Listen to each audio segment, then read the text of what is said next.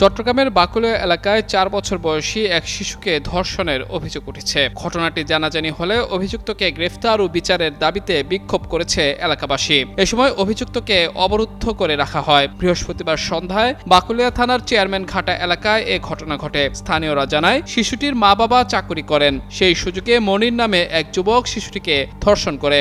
বিকেলের দিকে একটি ভবনের সিঁড়িতে শিশুটিকে অচেতন অবস্থায় দেখতে পান স্থানীয়রা। পরে পরিবারের সদস্যরা তাকে দ্রুত হাসপাতালে নিয়ে যান। এ ঘটনা জানাজানি হওয়ার পর পুলিশ অভিযুক্ত মনিরকে আটক করে। পরে তাকে থানায় নিয়ে যাওয়ার সময় ক্ষুব্ধ এলাকাবাসী তার দৃষ্টান্তমূলক বিচার চেয়ে বিক্ষোভ করে। এ সময় তারা অভিযুক্তকে নিজেদের হাতে তুলে দেওয়ার দাবি জানায়। স্থানীয়রা আরও জানায়, সন্ধ্যা 7:30টা পর্যন্ত অভিযুক্তকে একটি ভবনে অবরুদ্ধ করে রাখা হয়েছিল। পুলিশ তাকে থানায় নিয়ে যাওয়ার চেষ্টা করলে বিক্ষোভকারীদের সঙ্গে ধাক্কাধাক্কি হয়। শেষ খবর পাওয়া পর্যন্ত ওই এলাকায় ব্যাপক উত্তেজনা বিরাজ করছে।